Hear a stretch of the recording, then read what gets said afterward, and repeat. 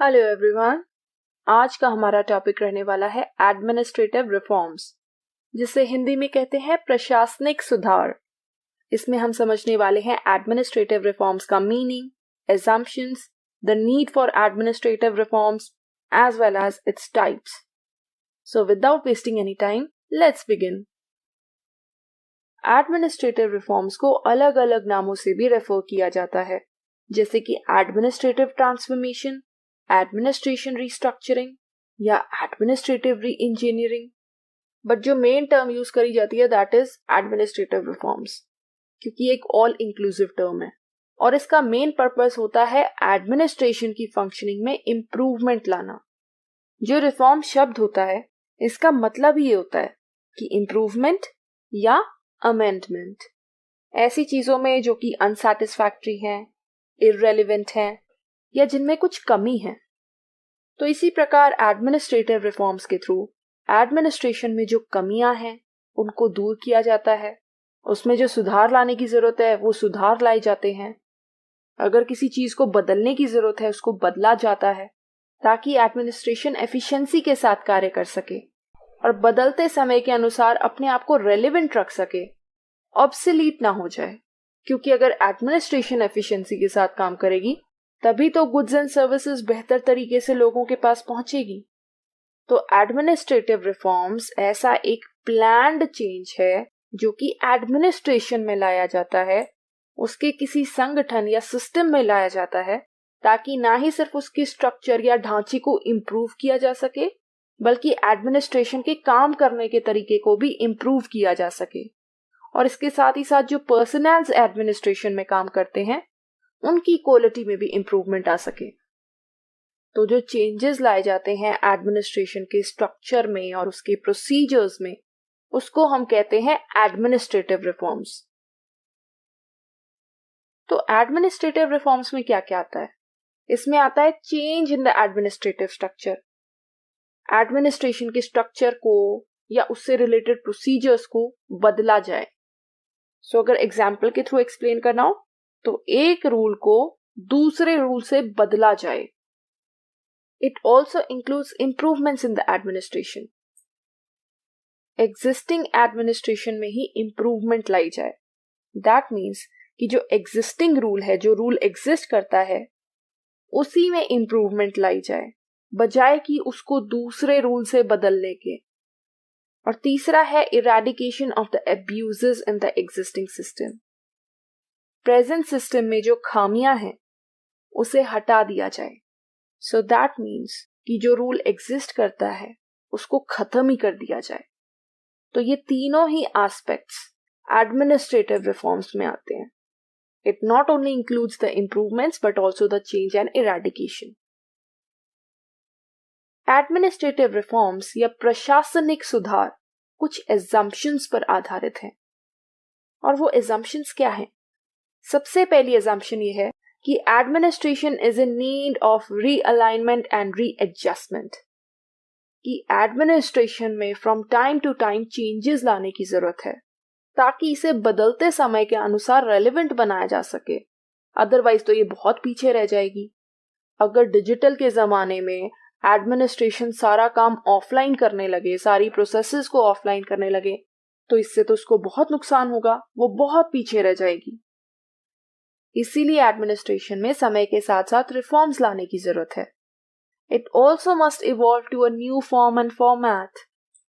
Administration को नई form और फॉर्मेट में इवॉल्व होने की जरूरत है, क्योंकि अगर ऐसा नहीं हुआ तो वो इररेलेवेंट हो जाएगी और उसमें रेड टेपिज्म भी आ जाएगा, जो कि पब्लिक एडमिनिस्ट्रेशन के सबसे बड़े डिसएडवांटेजेस में से एक है। तो इसीलिए विद चेंजिंग टाइम्स ये एडमिनिस्ट्रेशन के लिए जरूरी है कि वो नई फॉर्म और फॉर्मेट में भी एग्जिस्ट करे। फॉर एग्जाम्पल, जो प्रोसेसेस पहले सिर्फ ऑफलाइन थी वो अब ऑनलाइन भी हों। Also there might be resistance to change process. ऐसा नहीं है इन चेंजेस के प्रति कोई रेजिस्टेंस नहीं मिलेगा, बल्कि जो लोग या एडमिनिस्ट्रेटर्स स्टेटस को में बिलीव करते हैं वो इन रिफॉर्म्स को रेजिस्ट करेंगे, उनके प्रति ऑपोजिशन दिखाएंगे, क्योंकि उनको ये लगेगा कि इन रिफॉर्म्स के आने से उन एडमिनिस्ट्रेटर्स की पावर को खतरा है, उनकी रेलेवेंस को खतरा है। अब किसी रिफॉर्म के थ्रू एक डिपार्टमेंट में कॉस्ट कटिंग हो जाए जिससे एडमिनिस्ट्रेटर्स की सैलरी कट हो जाए, तो वो तो इस रिफॉर्म को रेजिस्ट करेंगे ना। Another assumption is that administrative reforms are artificially stimulated. ये रिफॉर्म्स अपने आप से नहीं होते, ऑटोमेटिकली नहीं होते, इनको बनाया जाता है। एक प्रॉपर प्लान्ड, सिस्टमैटिक और वेल डायरेक्टेड प्रोसेस के थ्रू वो रिफॉर्म्स पर अपने सुझाव देती हैं, उसके बेसिस पर एक रिपोर्ट तैयार करती हैं और फिर उस रिपोर्ट की रिकमेंडेशंस को इम्प्लीमेंट किया जाता है एंड फिर एग्जिस्टेंस में आते हैं एडमिनिस्ट्रेटिव रिफॉर्म्स। तो इनके लिए एक प्रॉपर स्टडी की जाती है और प्लान्ड प्रोग्राम्स बनाए जाते हैं। Also they bring transformation. In reforms का प्रयास होता है एडमिनिस्ट्रेशन में एक ट्रांसफॉर्मेशन लाना ताकि वो एफिशिएंसी के साथ कार्य कर सके। जो ऑब्स्टिकल्स एक एडमिनिस्ट्रेशन फेस कर रही है उसको दूर किया जा सके, साथ ही साथ उसमें ट्रांसपेरेंसी लाई जाए और रेड टेपिज्म और करप्शन को खत्म किया जा सके ताकि एडमिनिस्ट्रेशन बेहतर तरीके से सिटीजन्स को सर्विस प्रोवाइड कर सके। तो अब क्वेश्चन ये आता है कि हमें एडमिनिस्ट्रेटिव रिफॉर्म्स की जरूरत ही क्यों पड़ती है? उसके कई रीजंस हैं। सबसे पहला है as a response to the new challenges. कोई भी ऑर्गेनाइजेशन हो, चैलेंजेस तो वो फेस करती है और यही केस है एडमिनिस्ट्रेशन का भी। आए दिन वो अलग अलग चैलेंजेस को फेस करते हैं। रेड टेपिज्म, करप्शन, इनएफिशिएंसी, ये सब ऐसे चैलेंजेस हैं जिनके बेसिस पर पब्लिक एडमिनिस्ट्रेशन को हमेशा से ही क्रिटिसाइज किया जाता रहा है और इसीलिए इन चैलेंजेस से डील करने की जरूरत है और ये पॉसिबल हो सकता है एडमिनिस्ट्रेटिव रिफॉर्म्स के थ्रू। तो हम देखते हैं कि कैसे जब एलपीजी आया, लिबरलाइजेशन, प्राइवेटाइजेशन और ग्लोबलाइजेशन, उसकी वजह से पब्लिक एडमिनिस्ट्रेशन का नेचर कैसे चेंज हुआ, उसको अपने प्रोसीजर्स में और प्रोसेसेस में बदलाव लाने पड़े। तो नए चैलेंजेस से डील करने के लिए एडमिनिस्ट्रेटिव रिफॉर्म्स की जरूरत होती है। Another reason is to keep up to date with the latest technology. Administration को अपने आप को लेटेस्ट टेक्नोलॉजी से अप टू डेट रखने के लिए भी रिफॉर्म्स की जरूरत होती है। अदरवाइज क्या होगा कि एडमिनिस्ट्रेशन में बहुत ज्यादा रिजिडिटी आ जाएगी, वो ऑब्सोलीट हो जाएगी, बहुत ही आउटडेटेड या पुराने तरीके की हो जाएगी। तो इसलिए भी एडमिनिस्ट्रेटिव रिफॉर्म्स की जरूरत होती है। आईसीटीज के यूज को एडमिनिस्ट्रेशन में ज्यादा से ज्यादा प्रेवलेंट बनाया जाए, इसीलिए लाए जाते हैं एडमिनिस्ट्रेटिव रिफॉर्म्स। उसके अलावा एडमिनिस्ट्रेटिव रिफॉर्म्स की जरूरत पड़ती है एडमिनिस्ट्रेटिव स्ट्रक्चर्स और ऑर्गेनाइजेशन में इम्प्रोवाइजेशन लाने के लिए, सो दैट जो फॉल्ट्स हैं या जो कमियां एग्जिस्ट करती हैं उनको रिमूव किया जा सके या ऑलरेडी एग्जिस्टिंग एडमिनिस्ट्रेटिव स्ट्रक्चर्स में इम्प्रोवाइजेशंस या एडिशंस लाई जाए। फॉर एग्जाम्पल, कोई नया डिपार्टमेंट क्रिएट कर दिया जाए या जो दो डिपार्टमेंट्स एग्जिस्ट कर रहे हैं उन्हें आपस में मर्ज कर दिया जाए, मिला दिया जाए। अल्टीमेटली इन इम्प्रोवाइजेशंस के थ्रू क्या होगा, प्रशासन में या एडमिनिस्ट्रेशन में एफिशिएंसी आएगी। इन रिफॉर्म्स की जरूरत इसलिए भी होती है ताकि एडमिनिस्ट्रेशन पब्लिक पॉलिसीज को बेहतर तरीके से इम्प्लीमेंट कर सके। प्रशासकीय सुधारों के थ्रू ऐसे नए मैकेनिज्म्स क्रिएट किए जाएं जिनके थ्रू पॉलिसीज को बेहतर तरीके से इम्प्लीमेंट किया जा सके एडमिनिस्ट्रेशन द्वारा, सो दैट वो सिटीजन्स तक पहुंच सके। एडमिनिस्ट्रेशन में ट्रांसफॉर्मेशन लाने के लिए भी इनकी जरूरत होती है, सो दैट इसको चेंजिंग टाइम्स के अकॉर्डिंग रेलिवेंट बनाया जा सके और एडमिनिस्ट्रेशन को ज्यादा से ज्यादा एफिशिएंट बनाया जा सके। और इसके अलावा एडमिनिस्ट्रेशन में ट्रांसपेरेंसी और ओपननेस लाई जाए, करप्शन को रिमूव किया जा सके, साथ ही साथ रेड टेपिज्म की प्रॉब्लम को भी सॉल्व किया जा सके। तो ये ऐसी जरूरतें होती हैं जिसके लिए एडमिनिस्ट्रेटिव रिफॉर्म्स लाए जाते हैं। कहीं ना कहीं ये सारी नीड्स या जरूरतें आपस में इंटरकनेक्टेड है, इसलिए कुछ पॉइंट्स ऐसे हैं जो बार बार इसमें रिपीट होते हैं, but the main focus is on transformation and efficiency. अब आ जाते हैं टाइप्स ऑफ एडमिनिस्ट्रेटिव रिफॉर्म्स पर। प्रशासकीय सुधार किसी एक प्रकार का नहीं होता है, बल्कि ये कई प्रकार के होते हैं। सबसे पहला टाइप है स्ट्रक्चरल रिफॉर्म्स। इसके थ्रू एडमिनिस्ट्रेशन के ऑर्गेनाइजेशनल स्ट्रक्चर में या ढांचे में बदलाव लाया जाता है। किसी नए गवर्नमेंटल डिपार्टमेंट या एजेंसी को क्रिएट किया जा सकता है या उनकी रिस्ट्रक्चरिंग या पुनर्गठन किया जा सकता है। एक डिपार्टमेंट को दूसरे डिपार्टमेंट से मिलाया जा सकता है। फॉर एग्जाम्पल, एक एनवायरनमेंट का डिपार्टमेंट है और दूसरा क्लाइमेट चेंज का डिपार्टमेंट है। उन दोनों ही डिपार्टमेंट्स को मिलाया जा सकता है, उससे वो बन जाएगा department on environment and climate change.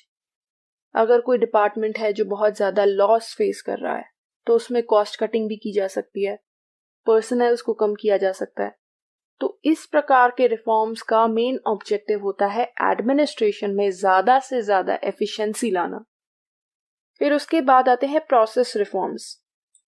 इसके थ्रू जो एडमिनिस्ट्रेटिव फंक्शंस होते हैं उनकी प्रक्रियाओं में या उनके प्रोसीजर्स में एक इम्प्रूवमेंट या रिफॉर्म लाया जाता है। जो कॉम्प्लेक्स प्रोसीजर्स हैं उनको सिंप्लीफाई किया जा सकता है, ब्यूरोक्रेटिक रेड टेपिज्म को हटाया जा सकता है, जिसके बारे में मैं कई बार बता चुकी हूँ, और प्रोसेसेस को या प्रक्रियाओं को आसान बनाने के लिए नई टेक्नोलॉजी को यूज किया जा सकता है। फॉर एग्जाम्पल, टैक्स असेसमेंट और कलेक्शन की प्रक्रिया को अगर और आसान कर दिया जाए तो that would be an example of process reforms. फिर उसके बाद आते हैं ह्यूमन रिसोर्स रिफॉर्म्स। ये रिफॉर्म्स ह्यूमन ओरिएंटेड होते हैं। इसके सेंटर में ह्यूमंस होते हैं, वो ह्यूमंस जो एडमिनिस्ट्रेशन का पार्ट होते हैं। तो इस प्रकार के रिफॉर्म से जो एडमिनिस्ट्रेटिव वर्कफोर्स होती है उसकी कैपेबिलिटीज और इफेक्टिवनेस को इंक्रीज करने की कोशिश की जाती है। पर्सनल एडमिनिस्ट्रेशन से जो रिलेटेड प्रोसेसेस हैं लाइक रिक्रूटमेंट, ट्रेनिंग, इन सब में रिफॉर्म्स किए जा सकते हैं। So the main purpose is कि पर्सनल्स को ज्यादा से ज्यादा स्किल्ड और मोटिवेटेड बनाया जाए ताकि वो अपनी अटमोस्ट एफिशिएंसी के साथ काम कर सकें। फिर आते हैं डिसेंट्रलाइजेशन एंड डिवोल्यूशन। इसमें क्या होता है कि जो सेंट्रल लेवल की एडमिनिस्ट्रेशन होती है वो स्टेट लेवल एडमिनिस्ट्रेशन को कुछ decision making powers and responsibilities transfer कर देती है, सो दैट जो स्टेट लेवल एडमिनिस्ट्रेशंस हैं उनके पास ज्यादा ऑटोनॉमी हो, ज्यादा रिस्पॉन्सिवनेस हो, जिससे एक स्टेट लेवल एडमिनिस्ट्रेशन अपने एरिया में बेटर तरीके से कार्य कर सकती है, क्योंकि उसके पास ज्यादा पावर्स आ जाती हैं, उसकी रिस्पॉन्सिबिलिटी भी बढ़ जाती है। तो अगर सेंट्रल हेल्थ डिपार्टमेंट अपनी कुछ पावर्स को और रिस्पॉन्सिबिलिटीज को स्टेट हेल्थ डिपार्टमेंट को कुछ पावर्स और रिस्पॉन्सिबिलिटीज ट्रांसफर कर दी जाती हैं ताकि वो अपने रीजन में हेल्थ के लिए बेहतर तरीके से कार्य कर सके। फिर आते हैं सिटीजन सेंट्रिक रिफॉर्म्स। इस तरीके के रिफॉर्म्स का आधार होता है सिटीजन। तो सिटीजन्स के लिए एडमिनिस्ट्रेशन द्वारा रिफॉर्म्स लाए जाते हैं ताकि पब्लिक सर्विस में इंप्रूवमेंट हो, सिटीजन्स का ओवरऑल एक्सपीरियंस इंप्रूव होए। इसका बेस्ट एग्जाम्पल है ई गवर्नेंस। इसके अलावा grievance redressal mechanisms, citizen charter और सोशल ऑडिट भी इसका एक एग्जाम्पल है, और इन सभी टॉपिक्स को मैं कवर कर चुकी हूँ। उसके बाद आते हैं ट्रांसपेरेंसी एंड अकाउंटेबिलिटी रिफॉर्म्स। इस तरीके के रिफॉर्म्स का प्रयास होता है एडमिनिस्ट्रेशन में ज्यादा से ज्यादा ट्रांसपेरेंसी लाना, उसको अकाउंटेबल बनाना, और इसका बेस्ट एग्जाम्पल्स है आरटीआई। इसके अलावा ओम्बड्समैन और लोकपाल भी इसका एक एग्जाम्पल है। इन रिफॉर्म्स के थ्रू करप्शन को कम करने का प्रयास किया जाता है। उसके बाद आते हैं इंस्टीट्यूशनल रिफॉर्म्स, जिनका पर्पस होता है कि एडमिनिस्ट्रेशन के विद इन जो इंस्टीट्यूशंस एग्जिस्ट करते हैं उनको स्ट्रांग बनाना, और सिर्फ स्ट्रांग ही नहीं बनाना बल्कि बदलते समय के अनुसार रेलेवेंट बनाना। तो इसके थ्रू नई स्पेशलाइज्ड एजेंसीज बनाई जा सकती हैं, जैसे कि पानी की समस्या से डील करने के लिए नई इंडिपेंडेंट रेगुलेटरी बॉडीज बनाई जा सकती हैं, या जो बॉडीज और एजेंसीज ऑलरेडी एग्जिस्ट कर रही हैं उनमें किसी प्रकार का बदलाव लाया जा सकता है, उनको रिस्ट्रक्चर किया जा सकता है, रूल्स में कुछ चेंजेस लाए जा सकते हैं, या किसी भी प्रकार से उनको इम्प्रोवाइज किया जा सकता है। मेन पर्पस यही होता है कि एडमिनिस्ट्रेशन के अंदर जो इंस्टीट्यूशंस है उसको स्ट्रेंथन किया जाए। Then comes the digitalisation and technology adoption. इस प्रकार के एडमिनिस्ट्रेटिव रिफॉर्म्स के थ्रू नई टेक्नोलॉजी को अडॉप्ट किया जाता है, एडमिनिस्ट्रेशन को डिजिटलाइज किया जाता है, ई गवर्नेंस से रिलेटेड प्लेटफॉर्म्स को और सर्विसेज को इम्प्लीमेंट किया जा सकता है, रिकॉर्ड्स को डिजिटलाइज किया जा सकता है या डिजिटल तरीके से डेटा का एनालिसिस किया जा सकता है ताकि एक बेहतर तरीके की डिसीजन मेकिंग हो सके। तो टेक्नोलॉजी को अडॉप्ट करके एडमिनिस्ट्रेशन को बेहतर बनाया जाता है। Another type is the crisis management reforms. तो इस प्रकार के रिफॉर्म से एडमिनिस्ट्रेशन की जो क्राइसिस या इमरजेंसी से डील करने की जो कैपेबिलिटी या क्षमता है उसमें इम्प्रूवमेंट लाई जाती है ताकि वो बेहतर तरीके से इमरजेंसीज के प्रति रिस्पॉन्ड कर सके। इसके लिए कंटिजेंसी प्लान्स को क्रिएट किया जा सकता है, एडमिनिस्ट्रेटर्स को स्पेशल ट्रेनिंग दी जा सकती है डिसीजन मेकिंग से रिलेटेड, कोऑर्डिनेशन मैकेनिज्म को इम्प्रूव किया जा सकता है ताकि एक एडमिनिस्ट्रेशन बेहतर तरीके से आपस में कोऑर्डिनेट कर सके in case of an emergency or crisis. So these are the crisis management reforms. And last but not the least आते हैं फाइनेंशियल मैनेजमेंट रिफॉर्म्स। इस प्रकार के रिफॉर्म्स के थ्रू एडमिनिस्ट्रेशन के फाइनेंसेस को मैनेज किया जाता है। किसी डिपार्टमेंट को ज्यादा बजट एलोकेट किया जा सकता है या किसी डिपार्टमेंट में कॉस्ट कटिंग भी की जा सकती है। इसके अलावा परफॉर्मेंस बेस्ड बजटिंग को भी इम्प्लीमेंट किया जा सकता है। तो फाइनेंशियल रिफॉर्म्स लाए जाते हैं, फाइनेंस से रिलेटेड रिफॉर्म्स लाए जाते हैं ताकि एडमिनिस्ट्रेशन ज्यादा एफिशिएंट तरीके से कार्य कर सके। So these were the types of administrative reforms और ये था हमारा आज का टॉपिक जिसमें हमने समझा एडमिनिस्ट्रेटिव रिफॉर्म्स क्या होते हैं, इनकी जरूरत क्यों पड़ती है, किन एजम्पशंस पर यह बेस्ड होता है, as well as its types, जिसमें हमने 10 मेन टाइप्स समझी जो कि हैं structural reforms, process reforms, human resources reforms, decentralisation and devolution, citizen centric reforms, transparency and accountability reforms, digitalization and technology adoption, institutional reforms, crisis management and financial management reforms. अगली video में हम administrative reforms को India के perspective में समझने वाले हैं। उम्मीद है कि आज का टॉपिक आपको समझ में आया होगा। तो आज की वीडियो में इतना ही।